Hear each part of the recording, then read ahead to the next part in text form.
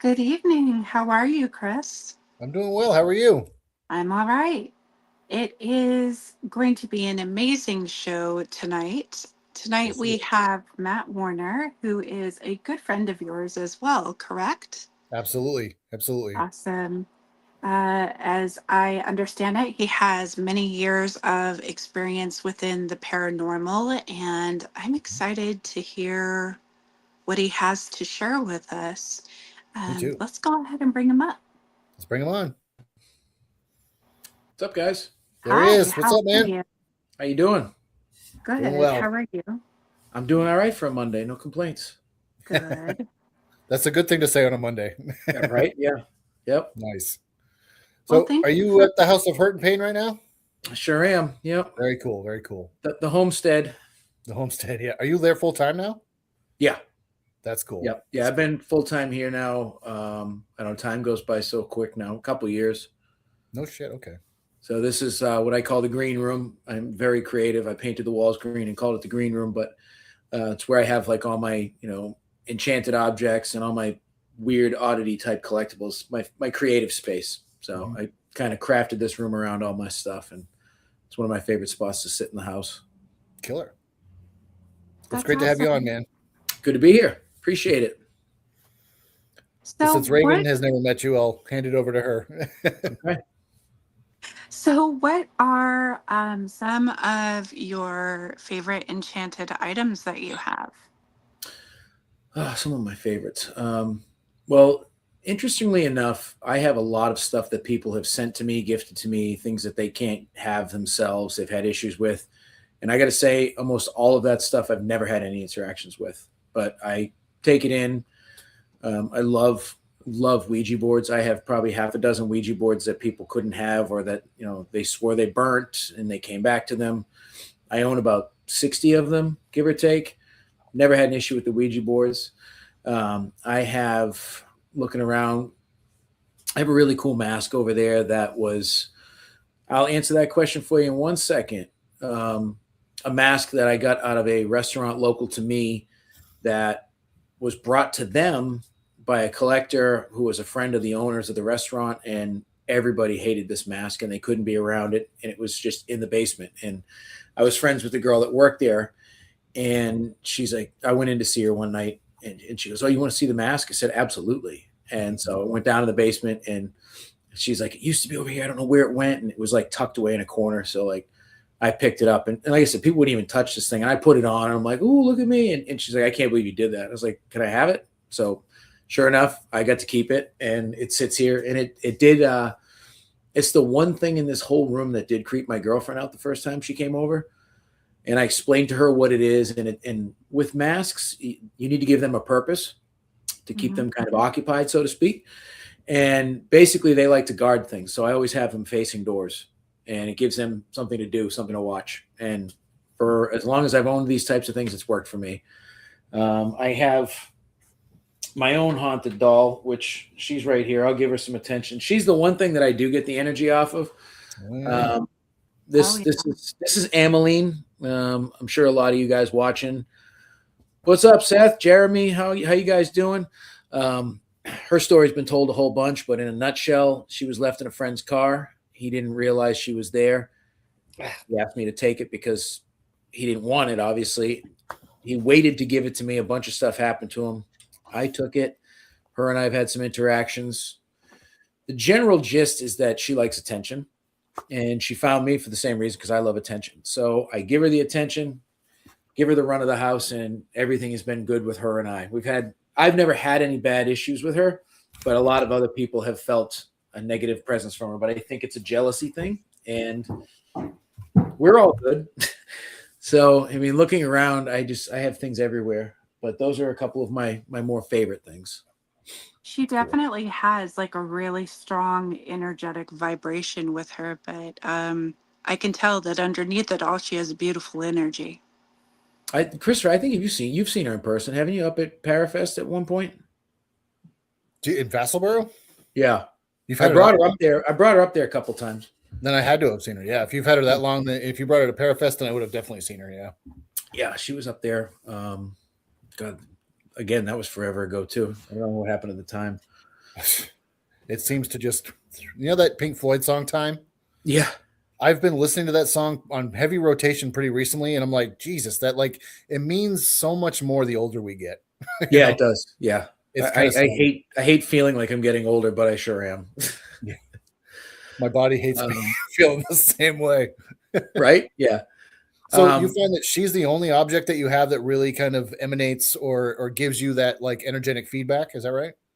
I get the most energy from her. Okay, the most energy. So it's not the only thing, but this woman painting behind me, that's got a strong energy to it. And the interesting thing with that is my oldest daughter and I, we were antiquing a few years back up in New Hampshire. We were just running. There's what's called Antique Alley. It's like 20 miles of antique stores, and it's awesome. It's a good time. So we were doing that. And the last one we went in of the day, it was just like these two really old people that owned the place. It was like a house with an attached garage. It was just like filled with junk. And we were walking around and we went upstairs in this garage area, and there was a room up there filled with stuff. As soon as I walked through the door, I felt really not unwell, but I was like, whoa, like there's something going on in this room. I said to my daughter, I said, there's definitely either this house is haunted or there's something in this room that doesn't make much sense. I was really in tune with what I have for abilities at that point in my life. I've since kind of sheltered them and yeah, I'm too busy right now, but I could feel it and I couldn't pinpoint for the life of me what it was. And I took a big picture of the room and I posted it on Facebook that night. I said, something in this room has energy to it. And more than one person was like, it is that painting. You have to go back for that painting. So the next day, her and I went back, said hi to the old guy, went upstairs. As soon as I touched the painting, I felt the electricity go through my hands. And I said, this is it. This is what has the item. And so I went downstairs. I was like, yeah, I want to buy this. He's like, oh, do you know that person? I said, no. I said, but do you want to know why I want to buy it? And he's like, sure. I said, well, the painting's haunted and I would like to take it off your person. He's like, well, that's weird. He said, let me get my wife. And they originally wanted $40. They gave it to me for $25 because I think they liked the fact that I had all these attached feelings to it. So she's been with me for a few years now, and she watches over the room with everything else. That's cool. That's cool. Awesome. Mm-hmm. I dig that. Now, how long has it been since you've been at the house now? You said you've been living there for about 2 or 3 years, but how long have you owned it, just for people who don't know? Well, I don't own it. I rent. You rent? Okay. Yeah, my buddy's the landlord. He's the adjacent neighbor, so that's how I came to be here. Okay. Years prior, seven-ish years ago, the former owner's mother passed away in the house. Yes. Dorothy. She was 100 years old, and back in, I want to say, it might have been even the 70s. Her oldest son, was living up in New Hampshire, and she kind of became ill. So he came back down to Massachusetts to take care of her. Well, she lived another 30 years and he just stayed here. And when she passed away, for about the first month or so after she passed, he kept waking up at night and hearing her calling him for help. And he'd come downstairs and be like, what the hell? She's not here anymore. And it really started to freak him out to the point where he took her bed outside, cut it up and burned it, because he was so freaked out as to what was going on. Now, my friend who owns the place now, he knew I did all this weird stuff. And he's like, would you come and investigate the house for him? I said, yeah, sure. So I came and I remember investigating this room, and it was very different when I was here. But you could tell something was going on here. And I remember I caught a shadow in her bedroom. I caught it on camera. And based upon like just different experiments we're doing with the equipment we had at the time, I said to him, there's nothing crazy bad going on here, but she's definitely still here. And there's something going on in your house. So fast forward a few more years, the owner is finally like, I can finally go retire. I don't have to stay here anymore. So he up and moved down to Florida. And my buddy was left with two options: either let the house get sold, which he would then lose his nice frontage that he has, because this is on prime real estate. This is commercial real estate right on a main road. Yeah. And it was either that or he would try to like buy the house off him. And I said, well, it's not going to change your life, but we could do some ghost stuff out of there because it is haunted. I know that for a fact. So for a year, he went and was cleaning this place up. So the house was built in 1906. There's been 4 different families that lived here. The previous owners, the Hertz, which is where Hurt comes from. Steve Payne is the current owner, Hurt and Payne, play on words. The Hertz lived here for 80 years. And because Dorothy lived to be so old, all her relatives passed away. All their crap came here. So this house it wasn't quite hoarders central, but it was clean hoarders. Like there was rooms just packed with stuff. Steve worked in this damn house for like a year trying to get it to the point where we could have people in. And we did that. And we started with photography tours because it was like a time capsule. You'd walk in here and it's like, oh, it's grandma's house, you know? So we did that for a little while. And then I came to be between houses and I said, hey, you know, for the time being, if you're interested in being a landlord, like I can be the live-in caretaker until I find a new apartment. So we did that. And I had all my stuff in storage. I literally planned to be here for like 2 months until I got a place. So what I did was I went to IKEA and I bought like a cheap ass bed for the time being and a little TV for my bedroom upstairs. And that was it. That's all I had here. There's a TV in the kitchen, which is off to my left. Dorothy's bedroom is behind this wall off the kitchen. Okay. About 2 weeks before I moved in here, I was standing at the kitchen table talking to Steve, who was right here in this doorway to my left. And I glanced to my right towards Dorothy's bedroom, and she's standing there looking at me, as clear as you two are. And I looked and I said to Steve, I said, no one's here, right? And he goes, nope. I said, well, Dorothy's right there. She was just looking at me. And I was like, great. I can't wait to live here. So I remember the first night coming here. My daughter, she's such a sweetheart. She's like, do you want me to go with you the first night and stay with you? I'll be okay. And I wasn't okay. It sucked. Like I didn't want to come here. Like what I would do, and this was the first 3 weeks I lived here, I would come home. I'd work as late as I could. Nate, what's up, bud? I'd come home. I would make dinner in the kitchen. I didn't have a stove at that point in time because it was the original stove and it was disconnected because it was it was, you know, faulty. Yeah. So I had like a microwave, and I would put that TV on to a volume that was almost uncomfortably loud because I didn't want to hear anything. I wanted to be so distracted. I would sit at the table and I would eat my dinner, and I would just have the TV cranking, and I would try to get as tired as I could before I went upstairs. Because as soon as I went upstairs, that's when shit got real for me, and I knew I had to sleep. And so I would go in my bedroom and I would shut that door, and I wasn't coming out. It didn't matter. The house was on fire. I'm not coming out. I hear noises. I'm not coming out. I have to pee. I'm not coming out. And I couldn't for 3 weeks. This house was speaking to me, like footsteps, voices, creaky floors, everything. And I was just like, you can't, I have to live here. Don't do this to me. Like, I'm not, you know, do this to other people, not me.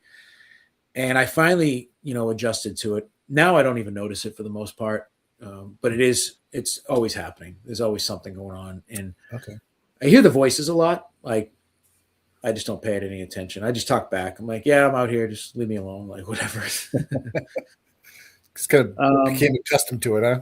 Yeah. Oh, yeah. I had no choice. Oh, yeah. And, you know, fast forward, I've been living here a couple of years now because I know I've had 2 Christmases here. So about 2 years. That's cool. Morgan, I think Dorothy is probably that person you're thinking. Yeah. No. What? Oh, go ahead. Go ahead. No. Tell you. So because I haven't had the opportunity to meet you before, what makes you most passionate about the paranormal, and what got you into the swing of being interested in it? So growing up, I was a fan of horror movies from a really young age. My grandparents lived next door to me growing up, which was wonderful for a multitude of reasons. But their house was haunted. And as an adult, I realized it was likely my great grandmother who had passed away in the house. But as a young child, I didn't know any of this information. Mm-hmm. And they used to just refer to the ghosts as Casper. So it was always accepted in my family that ghosts were real, and it wasn't anything. Yeah, that's exactly what it is, a month or two.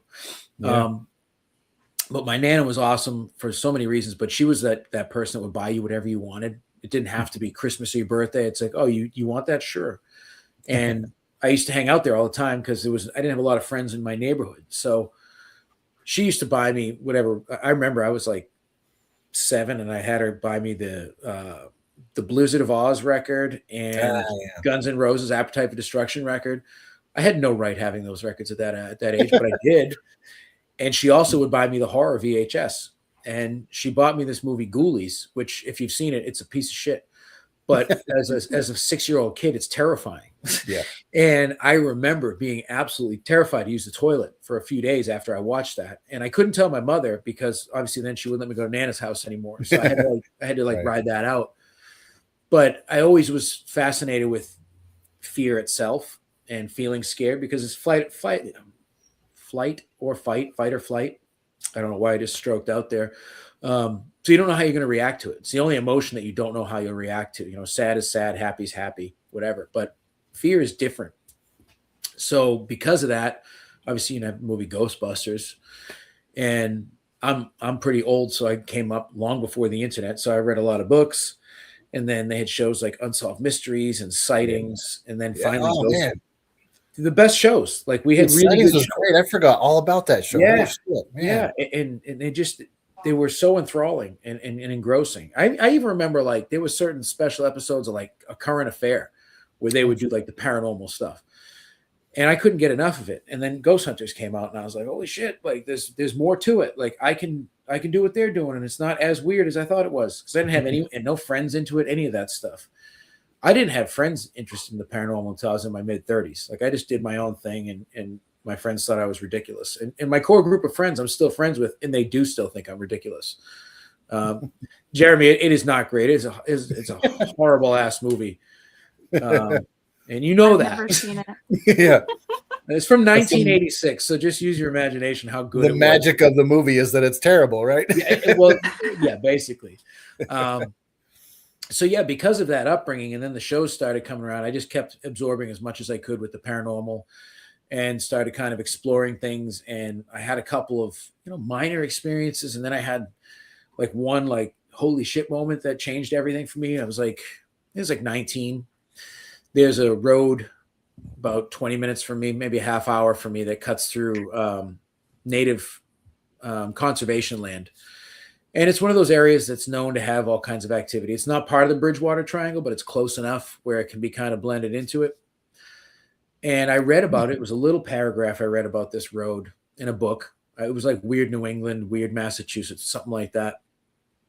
And I had nothing to do as a teenager. So I would drive up and down this stupid road at night looking for something. It was to the point my mother and her boyfriend used to do the same thing and drag my brother and my cousin along. And we all were just like, where's the ghost? We want to see something happen. And one time it was in January, and I had just gotten out of work. I worked part-time at nights and daytime in the part-time night job. I picked up a buddy who hated all that stuff. He was the most scaredy cat person ever. And I was like, all right, we're going to go down the road. I got nothing to do. And I said, tonight I'm going to stop in the middle of that road. And he goes, no, you're not. I said, yeah, okay. I knew I was going to because I don't, I'm that friend. So the road itself's like 2 miles. And the first mile or so is through a really rich neighborhood. And then it just turns into like a roughshod lane and a half road that cuts through the woods to another main road. So we would drive all the way to one end and turn around and come back to get that 2-for-1 deal. So it was a warm night. There was no precipitation, no snow on the ground, anything like that. It felt almost like springtime, but it was January. So we went down, cruised through really slow and quiet, turned around. As we're coming back, about halfway through the wooded part, I slowed my truck down to a stop. And my friend looks at me, he's like, dude, don't do this. I said, no, it's going to be fine. Don't worry about it. Don't worry about it. And I turned my lights off. As soon as I turned my lights off, in front of my truck on my hood were 2 white hands. I saw up to the shoulders. I never saw a head because I freaked out. I flipped my lights on. I floored my truck and it wouldn't move. The wheels just spun and the truck just stood there. And it felt like an eternity. It was probably a second. And as soon as the truck went, it didn't go straight. It went sideways as if it was shoved. And now I'm going 60 miles an hour and I'm fishtailing on this little narrow wooded road. My buddy's screaming at me, don't do this to me. Don't do this to me. I was like, I'm not controlling this. I have no control over this whatsoever. And I finally was able to gather control of my truck before I hit this huge tree. And I got onto that neighborhood I went through there at least 60 miles an hour. I got to the main road. I kept going. I pulled over maybe a mile down the road, and this was early years of cell phones. I actually had a cell phone. It wasn't like the Zach Morris brick, but it was like the next level. Mm-hmm. And I called my mom. I was like, "You're not going to believe this." And she's like, "Are you serious?" I'm like, "Yeah." And I'm never coming down here again. I didn't go down there again for like 10 years.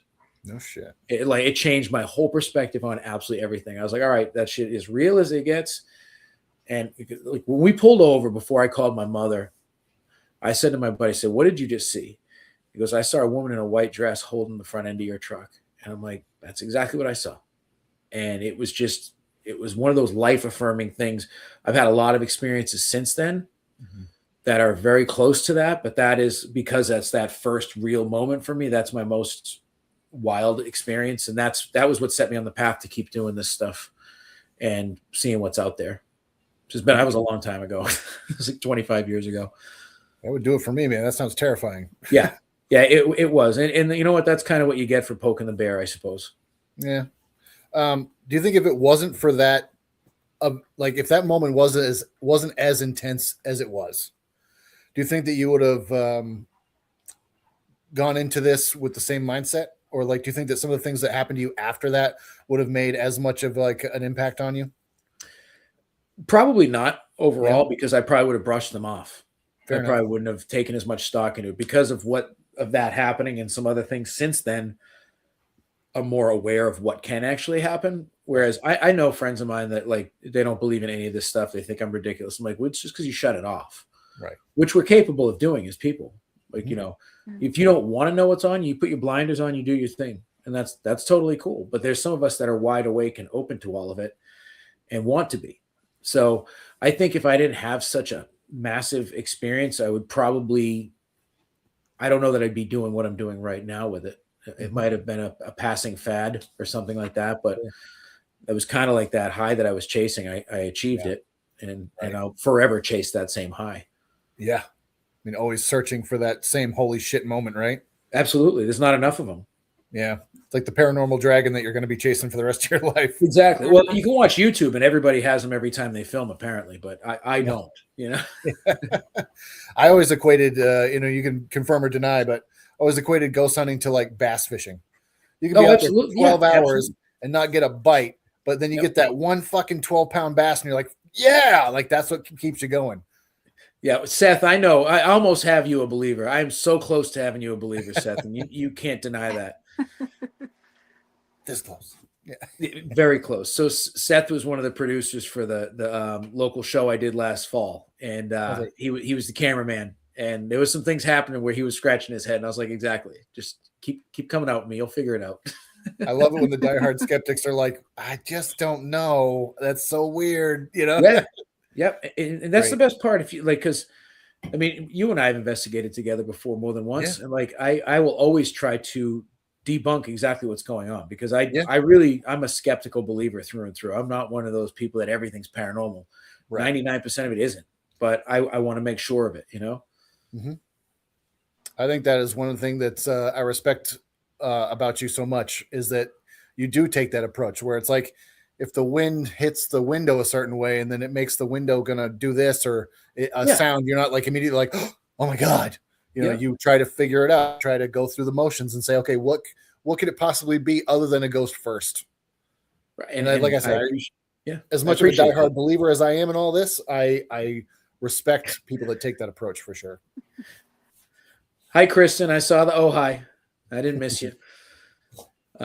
Yeah, I mean, and it's a good time. You know, it's a shame to see where things are currently with the over-the-top entertainment only value that's coming from everything people are putting out. But sure.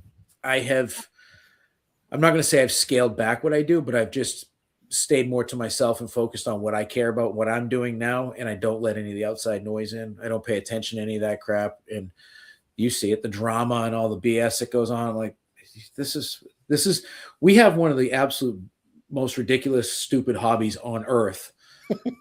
No one should be fighting with each other. At the end of the day. A fucking men to that, dude. It's crazy. It is crazy. Yeah.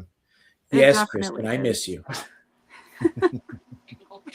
So, out of curiosity, outside of the home that you're in, what location have you been to? And of course, your experience that you explained as to where you really gained belief.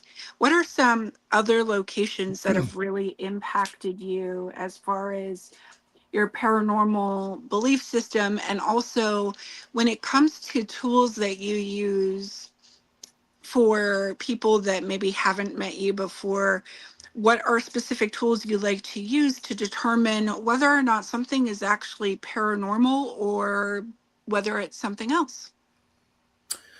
That's a good way to look at it, Christy, because I agree with that statement. Um, I've had some pretty amazing experiences at a few different places. Wilson Castle in Vermont is always going to be very high on my list. A wonderful location, rich with history, and very active. A place in Detroit that unfortunately is no longer available, the Detroit 6th Precinct, an old police headquarters and jail. Absolute crazy experiences at that place.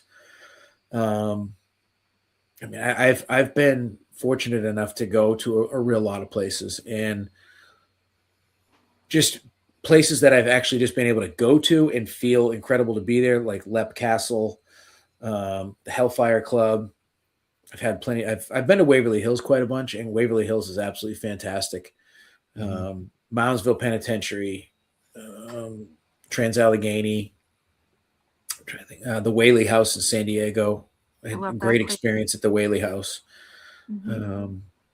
There's a lot. I've been to a lot of places, and like I travel overseas at least once or twice a year. My youngest daughter lives over in Scotland, so when I go over there, my oldest daughter and I, we try to find haunted things to do, explorations, places to go. So we've been pretty lucky to go to a lot of really big bucket list places that they're my bucket list. She has no idea where I'm dragging her, but she always enjoys it. So, but I love chasing all these places. So I'm fortunate enough where I am a magnet for spirits that if I'm pretty open, I can have experiences everywhere. So it doesn't take a lot for me to look for it anymore. But when it comes to the equipment, like everybody, I've owned every piece of equipment that's ever been on TV, probably twice. I've sold it all off because most of it is crap. And what I generally like to use now, and this kills my friends that I film with because they're like, "You're so boring." I like dowsing rods, pendulums, and just like my own senses. Yeah. I do. I'll use a K2 just to kind of cross reference, and like I like to use a few different pieces to corroborate what's happening if possible. REM pod. I have a static dome that I like a lot. Paranormal music box. There are a few pieces that I do use, but I don't rely on any of that stuff. So that's more for everybody else in the room. If I'm investigating by myself, I don't need anything. I just kind of walk around, listen, and feel. That's cool. Now, you got the House of Hurt and Pain, which you're at now, but you also have Hearts of Hall. Correct. For people that don't know anything about it, can you share a little bit about that place? Because I've been there several times. It's a beautiful location. I'd love for people to know more about it and how they can kind of hopefully get in there and investigate with you. Oh yeah. So Hearts of Hall is it was built in 1899. It's a Civil War meeting hall. It was built for the veterans and their families as a place to go. It's one of only 5 all wooden halls left in Massachusetts on the National Historic Registry of Deeds. And it is just one of the most active places I've ever been. And I am totally in love with that place. It's my home base. It's my clubhouse. And the spirits in that building, they're all good spirits. They know I don't like being there by myself, so they give me the most hell ever every time I'm there. And that's also a location where I saw a full-bodied apparition. So I've seen Dorothy here. I had the creepy lady in front of my truck, and I had a guy in the attic show himself to me, which that actually scared me just about as much as the lady in front of my truck, because I was not expecting it, because I was just goofing off. And he was just there, and then he wasn't, and then I left. I'm going home. I don't want to be here. I'm going home. So that building is fantastic. And that building you can rent private. We do events there. We've got a bunch of events coming up. You can also, I gatekeep the house I live in because I live it, but we do also offer small investigations at this place too. But yeah, we love getting people out to the hall, especially getting eyes in there. And my whole, as you know, Chris, past 5 years or so, I needed something to keep the drive alive, so to speak. And I've always been fascinated with history and architecture and exploring. And these types of places always stand out to me. And what I started was the Warner Paranormal Preservation Society. Mhm. And that branch of what I do is to actively bring people to locations and raise funds for them to keep them there through the paranormal. So it's and we kind of help write the history because a lot of it's unwritten. So it's been a lot of fun with people that come in with their intuitions and they kind of help piece everything together that we don't know for sure. And it's been lovely. I've been over there for 4 years now. That's amazing. It's and I love it there, and you guys have been there a whole bunch. And Oh, Christ. Yeah, dude. I just definitely one of the locations where I look forward to going every time. Yeah. Not just because I get to hang out with you, but because the location is so rich with history and rich with spiritual activity as well. Yeah. I mean, like, it's just it's just a complete package in my opinion. So yeah, we got to get you out again soon. That was weird. Yeah. That was weird. Do you have a doppelganger that we don't know about, Raven? Well, it was weird. I got knocked out of the show real quick. And so really? I was just like, that's weird. And so Did I you just see popped what we back in. saw? Well, I live in a very haunted house too. What did you see? We saw It was two of you. Yeah. Oh, okay. Like, wait. Like a No, so second like- box. Yeah, there was two boxes and it was both your face. Yeah, it's like, who's the Okay, guest? that's Who's the weird. special guest? And then it was you again. That's what I thought too. I was like, oh, somebody has a surprise guest, right? Yeah.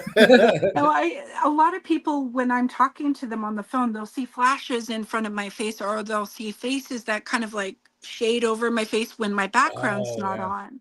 And it's because we have a house that was built in the 1820s. And Chris will see at some point when he comes here, but when other people come here, there's some fun stuff going on here. That's why I thought you were talking about what was going on here at the house. I didn't know I had popped up in 2 cameras. Oh my goodness, that's funny. Yeah. So do you still have the wall that everybody signed? Yeah, it's not getting super full, but we've just last week started on the other side now. Do you want to tell people the hilarious story about my signature on that wall? So Christopher Brown, world-renowned psychic, spelt psychic wrong. Yeah. Blocked it out. So it just says block and then medium Christopher. Yep. I forget how you spelled it now, but I remember that now. It was like I don't even know, but I definitely wrong. And you're like, dude, something like that. There was just like one thing mixed up, and I'm like, what the hell? you remember you looking at it being like, dude, that's not how you spell it. I was like, what? I'm like, oh, fucking A. God damn it. That always It's makes me still laugh. there, though. Is it still there? That's great.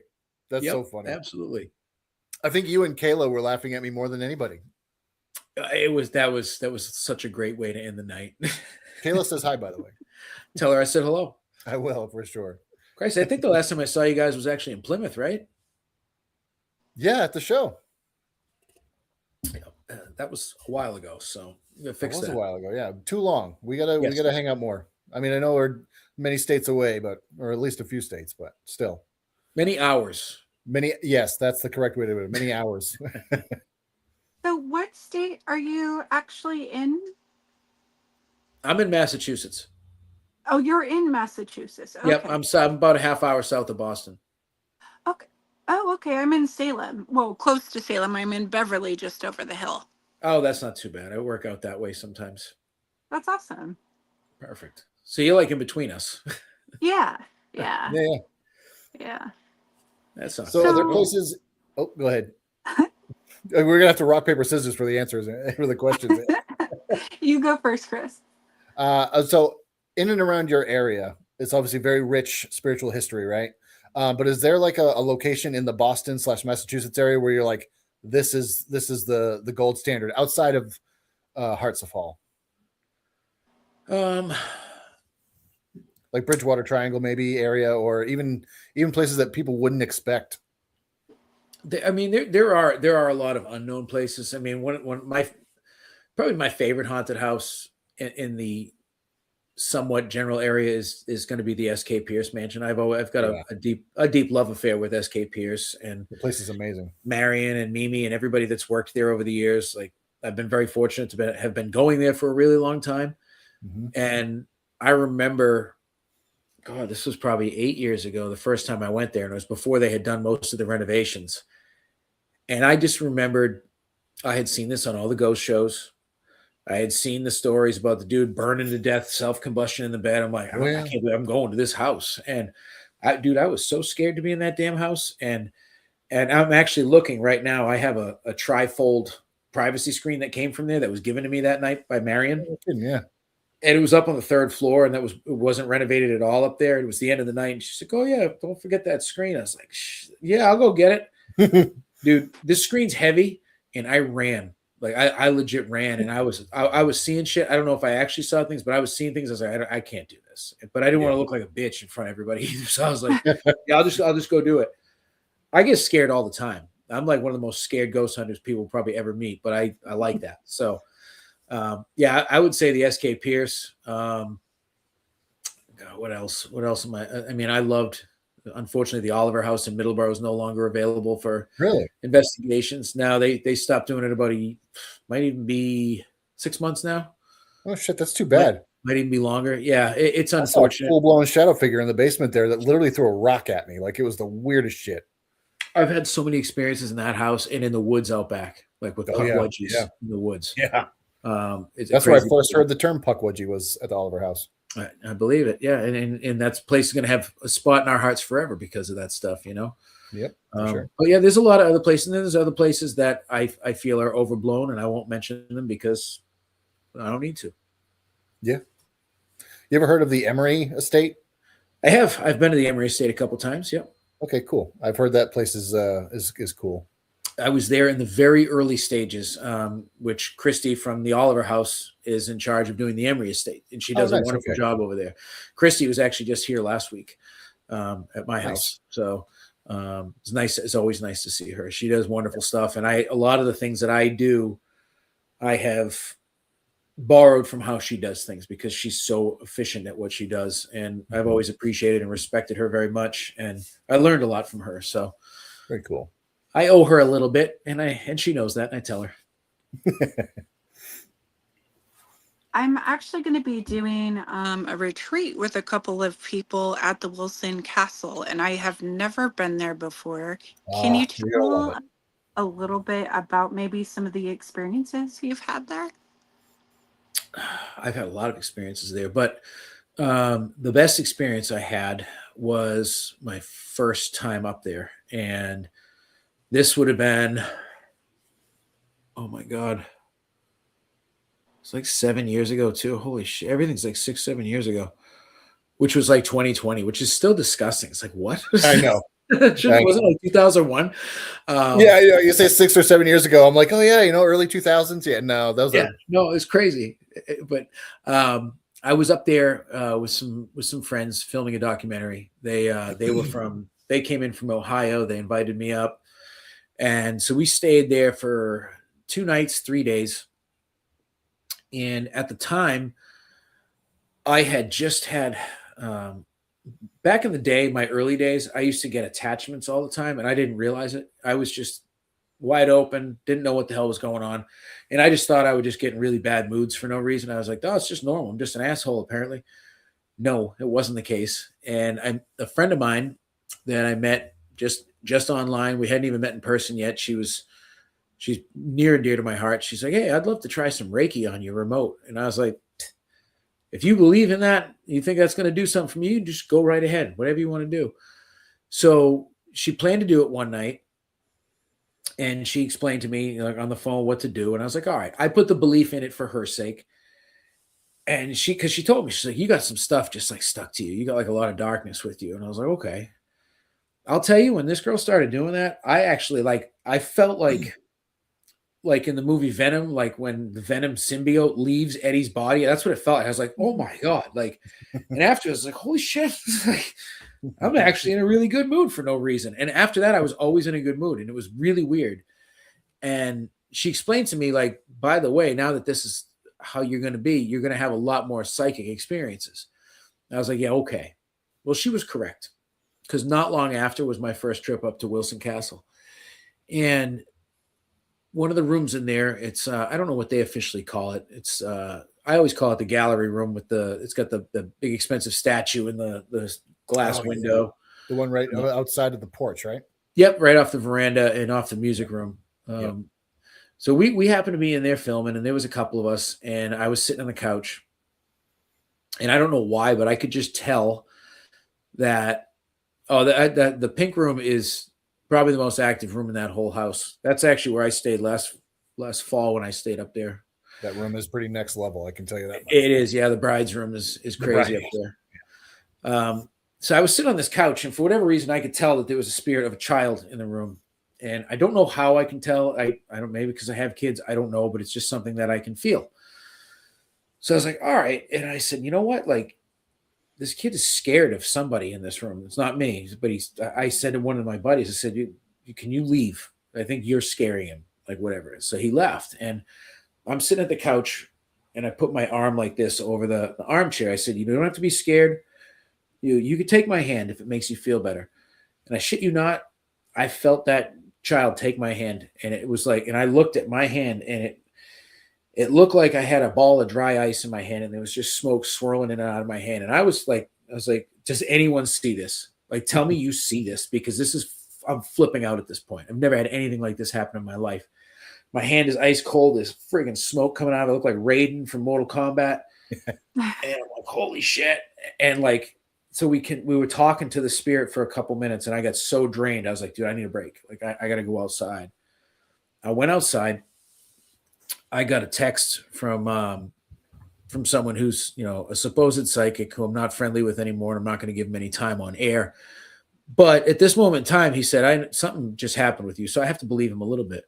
He's like, something just happened with you? I was like, yeah, man. I was like, I don't know what's going on right now, but like, shit's wild up here. And we went back in a little while later. I sat back down. I said, hey, I'm back. If you'd like, feel free to take my hand again. 30 seconds later, same exact things going on. This time I can actually see this little boy's hand in my hand, and I see about this much of his arm, and I'm just flabbergasted. And I don't get that way. That's not even a word you use, because it's not really, that doesn't happen. So I'm just sitting there. I'm like, holy shit. And it was just this, everything in me at that point changed. I said, okay, I do have some abilities that people told me I had. I didn't believe it. I said, this is crazy. Went to sleep that night. We cleaned up all of our equipment, whatever, put everything away, went to sleep. I was up first the next morning, and I walked in towards where that room is. And in the foyer, right where the door is to go outside, on the carpet, there's a penny sitting there. And it's just a penny from Canada, like 1996, that was not there the night before, because that's where we had our equipment sitting. And I'm like, well, if this is from you, thank you. I said, I appreciate you interacting. I still have that penny in my wallet to this day. Oh, shit, that's cool. Because I feel like it's from that kid, and he's thanking me for taking care of him or whatever. I don't know why he would be there. There's no reports of anything like that happening up there, but I had the experience, and I know it was a child, and I know it was a little boy. So that's my favorite Wilson Castle experience. I've also had an EVP of a ghost saying that I'm a piece of shit at Wilson Castle. So damn. Two sides to everything up there. Yeah. Yeah. That one was interesting. So a couple of years passed. Every Halloween season, the last Saturday in Halloween, I do a big event at Wilson Castle. Last year was the 6th year. A couple of years prior, I was up there, and all my friends were walking around, and I was walking around doing a live, and I was in the back servants' quarters area, and I was just by myself, and I was talking, and I said, I don't really like coming back here by myself, but I'm okay doing it. And from the staircase right to my left, this day, a voice goes, liar. And I looked, I was like, what the fuck is going on here? Like out and loud, I showed right? the camera, I was like, there's nobody here. And the people watching it could hear it. So like I went and told everybody. I was like, holy shit. Like, so my buddy Joe Rayno, he was there, and he's got his handy dandy DR60 with him. So he comes, and there's a group of us, and we're doing an EVP. And he goes, he's like, my buddy Matt heard you call him a liar, Why would you say that? And then right through the recorder, he's a piece of shit. And I was like, you gotta be kidding me, man. I said, I come up here to raise money to keep people coming Yeah. in. I'm just having fun. Like, Rude. what did I do to you? So it was funny because you don't hear things like that. And I generally discredit most EVPs, but that one was so clear. I'm like, yeah, it is what it is. So you'll enjoy Wilson for sure. Yeah. Wow. When I'm you heard it excited. say liar, was it out loud? Yeah, I thought somebody was standing on the staircase. Okay, that confirms something that happened to me there, so that's kind of wild. Okay, what happened to you? Well, so you know the top floor where the ballroom kind of area was, where they had the casket. Yep. So I wasn't even. I would literally up the back stairs like that lead from the kitchen. So you Yeah, go all the way. that's up right where I heard stairs. liar come from, Dude. So I was like, I got right up to that top. I'm like, you can't see it, but I got goosebumps. Just remember this. Got right up to the top floor by myself. Like this is before the event kicked off. No one was up there, and this woman's voice goes, "Hello," like that. I'm like, I'm the only one up here, and so like, I'm also kind of a scaredy cat. I ran. Yeah. Oh yeah. I bolted downstairs, and I'm like, and people are like, "What's wrong?" I'm like, "Oh, this woman just said hello," and they're like, "Dude, you're a medium. Why does that scare you?" I'm like, "You have no idea. This wasn't like in my head. This was out loud. Yeah, This was very and audible. you're entitled to get scared. It doesn't matter if you're a medium. Scary is scary. 100%. That's what I was like. I was like, yeah, but like out loud, guys, you're missing that part of it.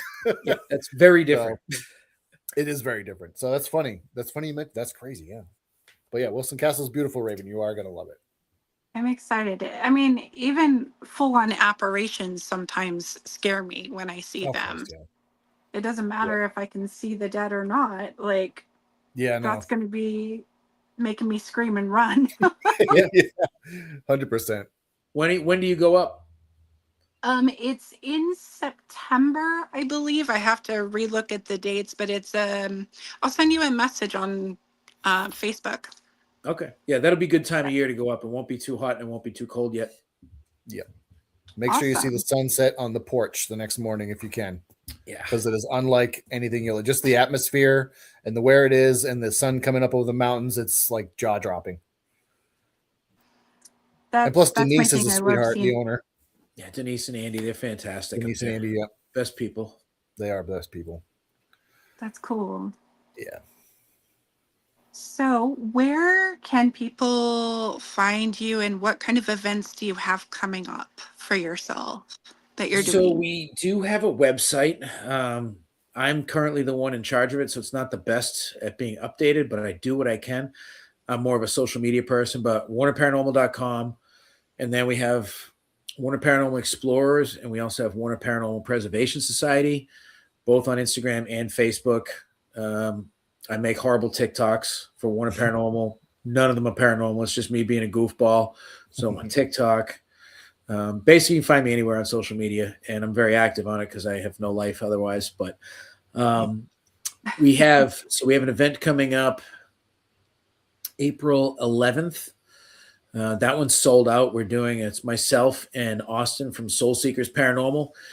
He's a buddy of mine, the Soul Seekers guys. We've become quite friendly, and we've done some filming together. They've filmed at the hall. They've filmed here at the house a couple times with absolutely fantastic results.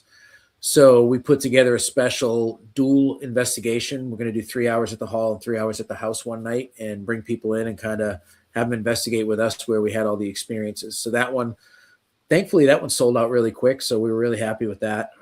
Sorry to rub it in, guys, if you couldn't get to it, but we're going to do it again. So we got that one going on in April. May 9th, I think, is the date. We're doing an event at Hearts of Hall where you can come and paint your own Ouija board. We're going to do it's like a paint night, but it's paint your own Ouija board.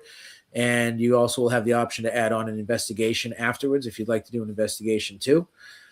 We have one in the works right now with the girls of Warner Paranormal Preservation Society for a Tea with Spirits event. That's going to be at the beginning of May. We're trying to kind of hash out the details to that, but it's going to be at least like tea time and ghost stories type of thing. We're thinking of maybe having an investigation with that too. Nice. So we're just trying to bring different ideas to the community, see what people like, what they don't like.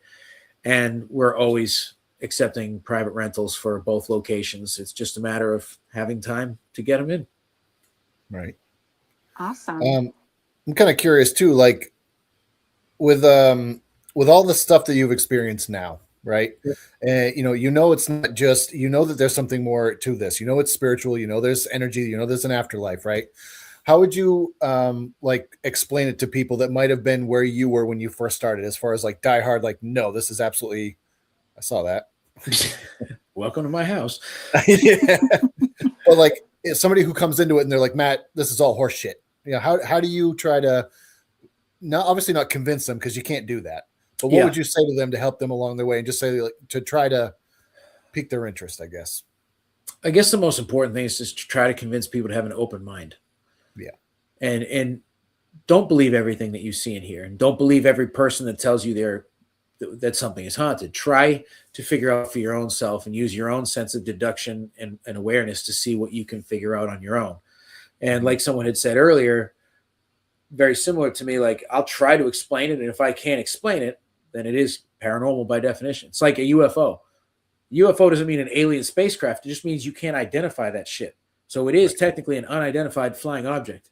That might have been a bird, but I couldn't identify it. Like, that's like paranormal. It's a similar vein for me. So I'll do everything in my power. Like, that's why I like using a shitty K2, like, to see if there's an electrical issue, because 9 times out of 10 it's electrical. We know that. A lot of people won't take that extra step because they want to believe that it's paranormal. I don't. I'd rather debunk, and I kind of used to take a lot of pride in debunking people's shit. I've gotten away from that because it's rude. But if they're on my investigation, then the hell with the game on. But I don't bother like commenting on people's stuff anymore. Like, my biggest pet peeve is pictures. Like, pareidolia is everywhere. People put up a picture. What do you see in this picture? I don't see shit. Don't send me pictures, folks. I won't see anything in your pictures. I promise you. But everybody, I support everybody that has their belief system, but I'm a skeptical believer through and through. So if someone was the same way, I would support their ways. I would just say, please keep an open mind, because there is way more to the world than we see.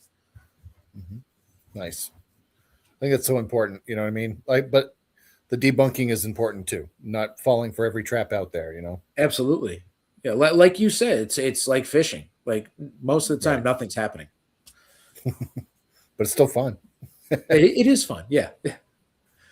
I guess that kind of leads me to another question for you too, is like, sorry, my dogs are freaking out. For the times when you go to haunted locations and there's absolutely nothing happening, say like you got this place that is haunted to the max. You've been there before, activities through the roof. You go there the next day and you don't get a bite. You don't get nothing. How do you explain that to people or to yourself? I have a saying that people have probably stolen it by now, but you can go to the zoo knowing there's a lion there, but if that lion doesn't want to come out of his cave that day, you're not going to see that lion. It's the same exact thing with the spirit world. I love that. That's good. So that's how I've always kind of explained that. That's a great way to put it. Thank you. Yep. That's good.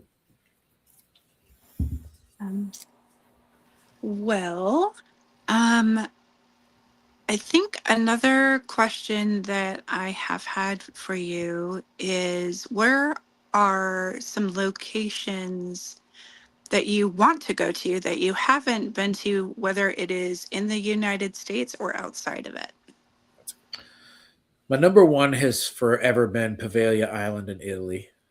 And I will get there. I don't care if I have to swim to it. I'm going to get there. That's my number one. Chernobyl, Dracula's castle. Oh shit! Yeah. Putin has kind of ruined my opportunity to go to Chernobyl, so I don't know when that's going to be a possibility, but it's still on my list. The Suicide Forest in Japan, the Isle of the Dolls. I haven't seen the Winchester Mystery House. I'd love to go there. Alcatraz. I'm trying to think of some of the other places I really like. There's a lot of places I haven't been that I want to go. I'm fortunate to have gone to a lot of places, but there's still a lot of places I have yet to see. Yep. So I try to vacation places that are close enough to go to a haunted spot, so I kind of check off 2 things. So those are the ones off the top of my head anyways. Those are some cool spots, man. Mm-hmm. I feel the same way when it comes to a lot of places I haven't been to. I'm originally from California, so I've traveled and done investigations all over California, all over Utah, all over Hawaii. in Romania, in other areas, but I am still like, there's so many different places that I want to check out here on the East Coast that I'm now hearing about. And I'm literally creating a list. I've Oh yeah, almost filled up like half a journal already with locations. that's a That's good thing. awesome. Something to Yeah. look forward to. Right. Yeah. Goals. Gotta set those Yeah. goals. Yep. I Yeah. got an investigative question for you, Matt. Sure. You got some camps that are in the I got to research the place before I go, which is great for validation, especially if they're picking up on certain things. Mm-hmm. Then you got the camp that's I don't want to know anything, whether they're psychic or not. Some people don't want to know anything. Where do you sit in that? And do you think there's one that's a little bit more better for validating of the spirits at a location than another? Well, as someone who runs locations, I always let people know, like, tell me how much you want to know or don't know, because I respect those two trains of thought very much. Mm-hmm. For myself, I think it varies. Like, it's very uncommon for me to go somewhere and not know the history of a place, unless I'm just out exploring an abandoned place I find. But if I go to a place, I know the Cliffs Notes, at least, of what's happened there. I think for myself, if I have an option, I'd rather not know anything. Yeah. I like the exploring side of it and the find out for myself type of thing without that deep seated, like, oh, well, I know little Tommy's seen in this hallway. So Right. the power of suggestion is already planted. If I'm doing an EVP, I might hear Tommy, Right. So not knowing names, I prefer not to know names at least. Perfect. Yeah. I'm not talented enough to walk in and be like, well, 7 people passed away in the building. I can tell you that much. I don't have that. I'll never have that. I can feel energy. I can see energy. Sometimes I see the people. But with equipment and things like that, you can pull names, obviously, through devices that we use. So I would rather not know any names at minimum. Okay. Now, do you think that the people that go in and then let's say like they know that little Tommy's there and they know that he's seen in XY location, do you think that could contribute to their psychology forming these things when maybe little Tommy is not coming out of the lion's den, so to speak? I absolutely do. I mean, the power of suggestion is extremely strong. Think about watching some of the paranormal shows, and especially the ones that are still holding on tight now, which we know there's like 2. Whenever they're doing their stupid EVPs, they put up a caption of what they think it says. We believe it. Oh, it said demon. Well, we're now reading the word demon as they're telling us it says demon. We're just going to, our brain assimilates that and thinks that's the case. Right. That's why I've always had a real serious issue with like the DR60s, for instance, in terms of recorders. It's garbled noise. Mm-hmm. It's scientifically proven that a lot of that noise it is picking up is its actual inner mechanisms recording the sound of it working. So when all that's put together and somebody's telling you what they're hearing, you want to hear that too. So you're starting to believe yourself. It's like you tell yourself a lie over and over enough, you believe it to be true. It's the same thing, in my opinion, with what we hear. No kidding. That's a good way to look at it. I mean, it probably helps with the validation and the debunking or actually confirming paranormal activity in that regard too, right? I'd say so. Yeah. Nice. Yeah. That opinion is looked at negatively by a lot of people, but I don't care. Is it? Yeah. Yeah. Because a lot of people just want to believe they're EVPs. Well, yeah, that's fair. For me, like my buddy Kyle, he's fantastic with his EVPs. He has what he does is he slows all of his shit down. And when he does that, you can actually hear things. And I'm like, all right, I see what you're doing right there. And I like that because I can actually hear real things versus suggested words. So right. There's ways to do it that make more sense to me. That's all. No, that checks out for me too. What are your favorite paranormal snacks to bring with you? I ask this to every guest. Paranormal snacks. Honestly, I don't really bring any snacks with me. I usually blast an energy drink and then I'm good to go. Yep. That's awesome. What's your favorite? What's your go-to energy drink? It's so tacky, but it's Ghost. Nice.